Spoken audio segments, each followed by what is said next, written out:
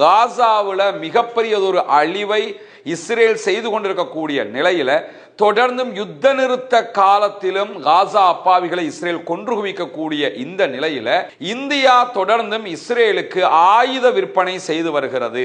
இந்த ஆயுத விற்பனையை இந்தியா நிறுத்த வேண்டும் என்று பலவிடுத்தம் கோரிக்கை விடுக்கப்பட்டும் இந்தியா நிறுத்தாமல் இஸ்ரேலுக்கான ஆயுதங்களை விற்பனை செய்து கொண்டிருக்கிறது என்று அம்னஸ்டி இன்டர்நேஷனல் தன்னுடைய அறிக்கையில் சுட்டிக்காட்டியிருப்பது மட்டுமல்லாமல் அமெரிக்காவிடத்தில் சொல்லாம ஈரானிடத்தில் கேட்டுக்கொண்டு ஈரான் சொல்லுகிற வழியிலேயே ஹொர்முஸ் வழியாக முதலாவது கத்தருடைய LNG கப்பல் பயணம் மேற்கொண்டிருக்கிறது.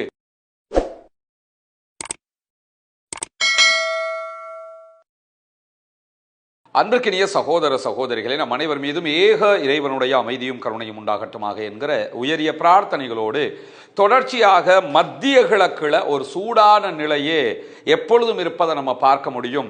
அமெரிக்காவும் ஈரானும் சண்டை நிறுத்தம் என்கிற இரண்டையும் அடிக்கடி மேற்கொள்வதை நம்ம அவதானிச்சு கொண்டே இருக்க முடிகிறது. குறிப்பாக கடந்த 3 அல்லது 4 நாட்களாக அமெரிக்காவும் ஈரானும் யுத்த நிறுத்தத்தில் ஈடுபட்டிருந்த நிலையில மீண்டும் அமெரிக்கா சவுதி அரேபியாவோடு இணைந்து ஈராக்ல இருக்கக்கூடிய ஈரானுடைய ஆதரவு பெற்ற படைகளின் மீது தாக்குதல்களை நடத்தியதை தொடர்ந்து அமெரிக்காவினுடைய நிலைகள் மீது ஈரான் தாக்குதல்களை நடத்த ஆரம்பித்திருக்கிறது. எனவே ஈரானுடைய தாக்குதல்கள் மீண்டும் வலுவாக ஆரம்பித்திருக்கிற அதே நேரத்தில் இன்றைக்கு வெளியாகி இருக்கக்கூடிய பல முக்கியமான செய்திகள் இருக்கிறது. அதிலே முதன்மையான செய்தி அம்னஸ்டி இன்டர்நேஷனல் என்கிற சர்வதேச மனித உரிமைகள் அமைப்பு ஒரு முக்கியமான செய்தியை வெளியிட்டு இருக்கிறார்கள். அது என்ன செய்தி என்று சொல்லி பார்த்தீங்கன்னா, காசாவில் மிகப்பெரியதொரு அழிவை இஸ்ரேல் செய்து கொண்டிருக்கக்கூடிய நிலையில தொடர்ந்தும் யுத்த நிறுத்த காலத்திலும் காசா அப்பாவிகளை இஸ்ரேல் கொன்று குவிக்கக்கூடிய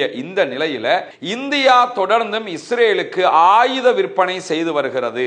இந்த ஆயுத விற்பனையை இந்தியா நிறுத்த வேண்டும் என்று பலவிடுத்தம் கோரிக்கை விடுக்கப்பட்டும் இந்தியா நிறுத்தாமல் இஸ்ரேலுக்கான ஆயுதங்களை விற்பனை செய்து கொண்டிருக்கிறது என்று அம்னஸ்டி இன்டர்நேஷனல் தன்னுடைய அறிக்கையில் சுட்டிக்காட்டியிருப்பது மட்டுமல்லாமல் சரக்குகள் அனுப்பப்பட்ட சரக்குகளுடைய அளவுகள் அனுப்பப்பட்ட தரவுகள் அத்தனையையும் அம்னஸ்டி இன்டர்நேஷனல் தரவாக ஆராய்ந்ததாகவும் அதிலே மிக குறிப்பாக ட்ரோன் வகையைச் சேர்ந்த ஆயுதங்கள் இஸ்ரேலுக்கு இந்தியா மூலமாக விற்பனை செய்யப்பட்டிருக்கிறது என்கிற தகவல்கள் தங்களுக்கு கிடைத்திருப்பதாகவும் அம்னஸ்டி இன்டர்நேஷனல் குறிப்பிடுகிற அதே நேரத்தில் குறைந்தது 2596 ஆயுதங்கள், அதே போன்று வெடிமருந்துகள், ஆயுதங்களுக்கு தேவையான பாகங்கள், உதிரி பாகங்கள் என்று பல பொருட்கள் ஆயுத ரீதியாக இந்தியாவிலிருந்து இஸ்ரேலுக்கு ஏற்றுமதி செய்யப்பட்டிருக்கிறது என்கிற செய்திகளோடு இந்த ஏற்றுமதி செய்த பல விநியோக நிறுவனங்கள் இந்திய அரசாங்கத்தினுடைய நேரடி கட்டுப்பாட்டில் இருக்கக்கூடிய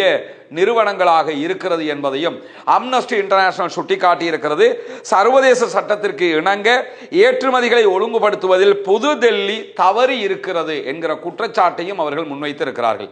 இன்டர்நேஷனல் ரூல் பிரகாரம் அவங்க செயல்பட்டிருந்தாலும் பரவாயில்லை, எல்லா ரூலையும் பிரேக் பண்ணித்தான் இஸ்ரேலுக்கு ஆயுதங்களை விற்பனை செய்திருக்கிறார்கள் என்கிற செய்திகளை இன்றைக்கு அவர்கள் வெளியிட்டிருப்பது மட்டுமல்லாமல் 2026ஆம் ஆண்டின் மத்தியில் இந்திய அரசாங்கத்திற்கு பெயரிடப்பட்ட 9 நிறுவனங்களுக்கும் தாங்கள் கடிதம் அனுப்பியதாகவும் இந்த தகவல்களை இன்றைக்கு வெளியிடுகிற வரைக்கும் இந்தியாவினுடைய எந்த நிறுவனங்களோ எந்த விதமான பதில்களையும் தரவில்லை என்கிற செய்திகளையும் அம்னஸ்டி இன்டர்நேஷனல் இன்றைக்கு வெளியிட்டிருக்கிறது. எனவே காசா அப்பாவிகள் மீதான அழிவு, காசா அப்பாவிகளை கொன்று குவித்த இஸ்ரேலுடைய இன அழிப்பு செயல்பாட்டில் இந்தியாவினுடைய பாரதிய ஜனதா கட்சிக்கும் இந்தியாவினுடைய பிரதமர் மோடிக்கும் இந்திய அரசுக்கும் நேரடி தொடர்பு இருக்கிறது என்பதை அம்னஸ்டி இன்டர்நேஷனல் இன்றைக்கு சுட்டிக்காட்டியிருப்பதை நம்ம பார்க்க முடியும். எனவே இந்தியா தொடர்ந்தும் காசா அப்பாவிகளை அழிப்பதில் முனைப்பு காட்டுகிறது என்பதற்கான மிகச்சிறந்த எடுத்துக்காட்டாக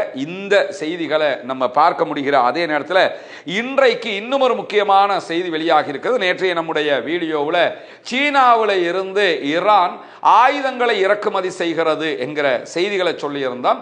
தோல்ல வைத்து வான் தாக்குதல்களை நடத்தக்கூடிய, குறிப்பாக அமெரிக்காவினுடைய விமானங்கள் மீது தாக்குதல்களை நடத்தக்கூடிய ஏவுகணைகள் 400க்கும் மேற்பட்டவைகளை சீனாவிடமிருந்து ஈரான் வாங்குகிறது என்கிற தகவல்கள் வெளியாகி இருந்த நிலையில இன்றைக்கு அந்த செய்திகளை சீனா மறுத்திருக்கிறது. ராய்ட்டர் செய்தி பிரிவு வெளியிட்ட செய்திகள் தவறானவை என்று இன்றைக்கு சீனா சொல்லி இருக்கிறது.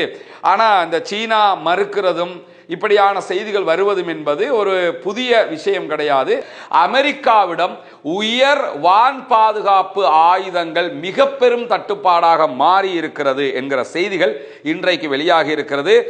ரேன் நெட்வொர்க்கினுடைய மூத்த மத்திய கிழக்கு ஆய்வாளராக இருக்கக்கூடிய ரயான் பால் இன்றைக்கு வெளியிட்டிருக்கக்கூடிய செய்திகளை அல் ஜசீரா தொடர்ந்து ஒளிபரப்பி கொண்டிருக்கிறார்கள். அந்த செய்திகளில் மற்ற நாடுகளில் இருந்து ஏவக்கூடிய கூட்டு தொலைதூர தாக்குதல்களை எதிர்கொள்ளும் விதமாக அமெரிக்காவினுடைய THAAD உள்ளிட்ட ஏவுகணை தடுப்பு மையங்களுக்கு தேவையான உயர் ரக ஏவுகணைகள் பாரிய அளவில் தட்டுப்பாடாக மாறி இருக்கிறது என்பதுதான் அந்த செய்தியினுடைய சாராம்சமாக இருக்கிறது.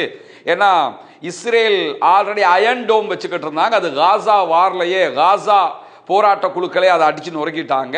அதே போன்று ஹிஸ்புல்லாட்ட இருந்து ரொம்பவே ஏரோ சிஸ்டங்கள் இஸ்ரேலுக்குள்ள அடி வாங்கியிருந்த சூழல்ல தான் இஸ்ரேலை பாதுகாக்கிறதுக்காக உலகத்தில் நம்பர் 1 பாதுகாப்பு அமைப்பாக இருக்கக்கூடிய THAAD என்கிற அமைப்பை கொண்டு வந்து நிறுவினாங்க. இந்த THAAD என்கிற அமைப்பை இயக்கிறதுக்கே அமெரிக்காவினுடைய 90க்கும் மேற்பட்ட ஃபோர்ஸஸ் தேவைப்படுவாங்க. அவ்வளவு உயர் தொழில்நுட்பத்தை கொண்டது. வரக்கூடிய ஏவுகணைகளை தடுப்பதற்காக பயன்படுத்தப்படும். இதைத்தான் பின்னாட்களில் அரபு நாடுகளையும் கொண்டு போய் அவங்க நிலைநிறுத்தினாங்க. ஆனால் இதில் இருக்கக்கூடிய மிகப்பெரிய மைனஸை என்னன்னு கேட்டால், ஈரான் வைத்திருக்கக்கூடிய பாலிஸ்டிக் மிசைல்களை இதால் முழுவதுமாக தடுக்க முடியாமல் இருக்கிறது. அதை தாண்டி ஈரான் ஒரே நேரத்தில் கொத்து கொத்தாக ஏவுகணைகளை ஏவுறதுனால ஒரு 2 ஏவுகணை 3 ஏவுகணை என்று வரும்போது அதை தடுத்துறதுக்கான வாய்ப்புகள் கூட இருக்குது.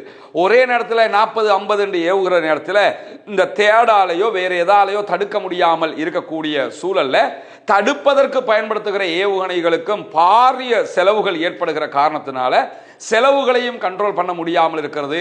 புதிய ஏவுகணைகளும் இல்லாமல் இருக்கிறது.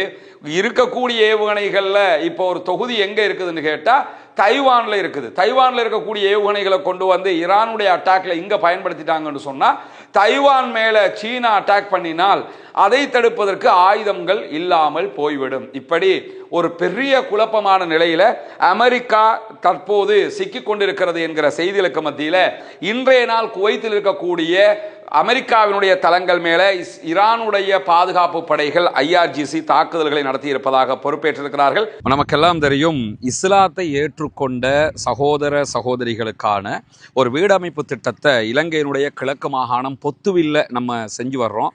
ஆல்ரெடி 5 வீடுகள் கட்டி கொடுக்கப்பட்டு விட்டது உரிய சகோதரர்களிடத்தில். அல்ஹம்துலில்லாஹ், அதற்காக உதவி செய்த அத்தனை பேருக்கும் அல்லாஹு தாலா அருள் புரிய போதுமானவன். உங்களுடைய பொருளாதார உதவிகள், ஜக்காத்து, தான தர்மங்களை கொண்டுதான் இந்த பணிகளை நம்ம செஞ்சு வர்றோம்ங்கிறது உங்களுக்கு தெரியும். எந்த ஒரு நிதி நிறுவனத்திடமிருந்தும் பணத்தை கொண்டு வந்து இந்த பணிகளை நம்ம பண்ணலை. யூடியூப் சேனலில் நம்ம அறிவிச்சுக்கிட்டே இருக்கிறோம். அதை பார்க்கிற சகோதரர்கள் செய்யக்கூடிய உதவிகள் மூலமாகத்தான் இதுவெல்லாம் நடைபெற்று வருகிறது. அந்த அடிப்படையில் தற்போது நம்ம 6, 7 ஆகிய 2 வீடுகளை கட்டிக்கிட்டு இருக்கிறோம். 8வது வீடு கட்டுவதற்குரிய அடித்தளமும் போடப்பட்டிருக்கிறது. இந்த வேலைகள் முடிஞ்சதோடு அந்த வேலையை நம்ம ஆரம்பிச்சிருவோம். அதை இப்போ என்ன நிலைமையில் இருக்குதுங்கிறத பார்க்கறதுக்காகத்தான் வந்திருக்கிறோம். பண உதவி செய்யக்கூடிய சகோதரர்கள் அவர்கள் தரக்கூடிய பணத்திற்கான வேலை நடைபெறுகிறதா என்பதை தெரிந்து கொள்ள வேண்டும் என்பதற்காகத்தான் இந்த வீடியோக்களை நம்ம போட்டுக்கிட்டு இருக்கிறோம். எனவே இந்த பணிகள் இப்பொழுது என்ன நடக்கிறது என்பதை வந்து பாருங்கள். நபிகள் நாயகம் ஸல்லல்லாஹு அலைஹி வஸல்லம் அவர்கள் இந்த நட்பணிக்காக உதவி செய்வதற்கு நிறைய வலியுறுத்தல்களை சொல்லி இருக்கிறார்கள். குறிப்பாக தான தர்மங்கள் தொடர்பான நிறைய நபிகள் நாயகத்துடைய வழிகாட்டலையும் திருமறை குர்ஆனுடைய வழிகாட்டல்களையும் நம்ம பார்க்க முடிகிறது. அதே நேரம் ஜக்காத்து நிதிகளை பொறுத்தவரையில் ஜக்காத்து 8 கூட்டத்திற்கு நம்ம கொடுக்க முடியும். அதில் ஒரு கூட்டத்தினர் முஅல்லஃபத்துல் குலூப், உள்ளங்கள் ஈர்க்கப்படுகிறவர்கள், இஸ்லாத்தை ஏற்றுக்கொள்கிறவர்கள். அப்படியானவர்களுக்காகத்தான் இந்த வீடுகளை நம்ம கட்டிக்கிட்டு இருக்கிறோம். இந்த நிதியை பொறுத்தவரையில் நீங்கள் மிஸ்கீன்கள், ஃபக்கீர்கள், அதே போன்று முஅல்லஃபத்துல் குலூப் உள்ளங்கள் ஈர்க்கப்படுகிறவர்கள் என்கிற 3 வட்டத்துக்குள்ளேயும் இந்த மக்கள் வந்துருவாங்க. உங்கள் ஜக்காத்து பணத்தை நீங்கள் இதுக்காக தருகிற நேரத்தில் 3 சாராருக்கும் ஜக்காத்து கொடுத்த நன்மைகளும் உங்களை வந்து அடைந்து விடும். அமெரிக்காவினுடைய படைகள் தங்குகிற குவைத்தில் இருக்கக்கூடிய அலி அல் ஷலேம் இராணுவ தளத்தின் மீது இன்று காலை நடத்தப்பட்டிருக்கக்கூடிய தாக்குதல்களில் IRGC நடத்தியிருக்கக்கூடிய மிகப்பெரிய தாக்குதல்களாக பார்க்கப்படுகிற இந்த தாக்குதல்கள் 2 ட்ரோன் கொட்டகைகளை ட்ரோன்களை வைக்கக்கூடிய 2 ட்ரோன்களை மொத்தமாக அழிச்சிருக்கிறாங்க. அதே போன்று விமானங்கள் அளிக்கப்பட்டிருக்கிறது. ராணுவ ஹெலிகாப்டர்களுக்கு பெட்ரோல்களை சப்ளை பண்ணக்கூடிய பெட்ரோல் பங்குகள் மேல இன்றைக்கு தாக்குதல்கள் நடத்தப்பட்டிருக்கிறது. அதே நேரம் இந்த இடங்கள் எல்லாமே மொத்தமாக தீப்பற்றி எரிந்திருக்கிறது. அவ்வளவு பாரிய ஒரு அட்டாக்காக இருக்கிறது என்று தஸ்னீம் நியூஸ் ஏஜென்சி இன்றைக்கு வெளியிட்டிருக்கக்கூடிய செய்திகளை நம்ம பார்க்க முடிகிறது. அதே நேரம் ஜோர்டானுடைய அல் அஷ்ராக் விமானப்படை தளத்தின் மீதும் இன்றைக்கு ஈரானுடைய IRGC தாக்குதல்களை நடத்தி இருக்கிறார்கள். ஜோர்டானில் இருந்த 3 அமெரிக்காவினுடைய F-35 விமானங்கள் 3 இன்றைக்கு மொத்தமாக அழிக்கப்பட்டிருக்கிறது ஈரானுடைய தாக்குதல்கள். இதெல்லாம் அமெரிக்காவுக்கு மிகப்பெரிய இழப்பாக இருக்கிறது. F-35 போய் குண்டு போட்டா ஈரான்காரன் அடிச்சு கீழே உளுத்தாட்டிடுவாங்கிற பயத்தில் F-35 கொண்டு போய் ஜோர்டானில் நிறுத்தி வச்சிருந்தாங்க. இப்ப நிறுத்தி வச்ச F-35க்கு அடிச்சு 3 F-35 விமானங்களை இன்றைக்கு அளித்திருக்கிறார்கள். ஈரானுடைய பதிலடி அமெரிக்காவுக்கு தாங்க முடியாத தாக்கு பிடிக்க முடியாத அளவுக்கு உச்சமாக இருக்கிறது என்கிற செய்திகளுக்கு மத்தியில் இன்றைய தினம் அமெரிக்காவிடத்தில் சொல்லாம ஈரானிடத்தில் கேட்டுக்கொண்டு ஈரான் சொல்லுகிற வழியிலேயே ஹொர்முஸ் வழியாக முதலாவது கத்தருடைய LNG கப்பல் பயணம் மேற்கொண்டிருக்கிறது. ஈரான் ஹொர்முஸ்ல எந்த ரோட்ல போக சொல்றாங்களோ, எந்த ஏரியாவால ரூட்ல போக சொல்றாங்களோ அந்த ரூட்ல தான் கப்பல்கள் போகணும். அமெரிக்கா சொல்லுகிற ரூட்ல போகக்கூடாது என்கிற விதியை ஈரான் வைத்திருக்கிறது. எனவே இன்னைக்கு ஈரானுடைய அதிகாரிகளோட பேசி கத்தருடைய பாரிய ஒரு LNG டேங்கர் என்ன பண்ணிருக்கிறாங்கன்னு கேட்டா ஈரான் சொன்ன ரூட்லயே பயணிச்சிருக்கிறாங்க. எந்த சிக்கலும் இல்லை. ஒரு 2 வீக்குக்கு முன்னுக்கு கத்தருடைய LNG கப்பல் மேல அட்டாக் பண்ணியிருந்தாங்க ஈரான். அதுக்கு பிறகுதான் இப்ப ஈரான் கேட்டுட்டே கத்தார் போயிருக்கிறாங்க. எனவே அரபு நாடுகள் இனி ஈரான் சொல்வதை கேட்கிற நிலைமைக்கு தள்ளப்படுகிறார்கள் என்பதை இதுல இருந்து புரிந்து கொள்ள முடிகிற அதே நேரத்தில் மேலதிகமாக இன்றைக்கு வெளியாக இருக்கக்கூடிய செய்திகள்ல ஈராக்குக்குள்ள இருக்கக்கூடிய ஈரானுடைய ஆதரவு பெற்ற ராணுவ படைப்பிரிவுகள் மேல சவுதியும் அமெரிக்காவும் தாக்குதல்களை நடத்தி இருக்கிறது. இதே நேரம் ஈராக்குக்குள்ள ஷியா பிரிவிலேயே 2 பிரிவுகள் இருக்கிறார்கள். முக்ததா அல் சதுர் என்கிறவர் ஈராக்குக்கு ஆதரவாக, குறிப்பாக ஈரானுக்கு எதிராக இருக்கக்கூடிய ஒரு ஷியா மத போதகராக இருக்கிறாரு. அவர் இன்றைக்கு அரசாங்கத்துக்கு விடுத்திருக்கக்கூடிய செய்திகள்ல இந்த படைகள் எல்லாவற்றுடைய ஆயுதங்களையும் களைய வேண்டும் என்று சொல்லியிருக்கிறார். இது அறிக்கை விடுறதுக்கு லேசா இருக்கும். களைய முடியும்னா என்னைக்கோ களைஞ்சிருப்பாங்க. முடியாம தான் ராணுவமாகவே அவங்களை சேர்த்து எடுத்திருக்கிறாங்க. ஒரு ஆயுத பிரிவை என்ன செய்ய முடியும்னா 2 விதமாகத்தான் கையாள முடியும். ஒன்றோ அவர்களை ஆயுதங்களை களைந்து ஆயுதம் இல்லாதவர்களாக மாற்றுவது, நிராயுதபாணிகள் ஆக்குவது.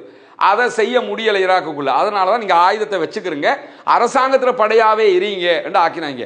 அவங்க அரசாங்கத்தினுடைய படைகளாக இப்பொழுது செயல்படுகிறார்கள். ஆனால் ஈரானுக்கு ஒரு ஆபத்து என்று வரும்போது ஈரானுடைய படைகளாக மாறிவிடுகிறார்கள். எனவேதான் இந்த பிரச்சனை ரொம்ப முற்றிக்கொண்டிருக்கக்கூடிய சூழல்ல முக்ததா அல் சதுரினுடைய இந்த கருத்துக்கள் நகைப்புக்குரியதாக மாறி இருப்பதையும் நம்ம பார்க்க முடியும். எது எப்படி போனாலும் மத்திய கிழக்கு நிம்மதியற்ற ஒரு சூழ்நிலையை தொடர்ந்து அனுபவித்து வருகிறது. தொடர்ந்து இணைந்திருங்கள் ரஸ்மின் MIC நியூஸ் மற்றும் ரஸ்மின் டாக்ஸ் ஆகிய 2 சேனல்களோடு வரக்கூடிய செய்திகளை உடனுக்குடன் உங்களோடு பகிர்ந்து கொள்வதற்கு தயாராக இருக்கிறோம். ஆக்கிரமிப்புகள் ஓய வேண்டும், ஆக்கிரமிப்பாளர்களும் ஓய வேண்டும் என்கிற உயரிய பிரார்த்தனைகளோடு ஆக்கிரமிப்பாளர்களுக்கு எதிராக தொடர்ந்தும் ஜனநாயக ரீதியாக குரல் எழுப்புவோமாக. அல்ஹம்துலில்லாஹி ரப்பில் ஆலமீன்.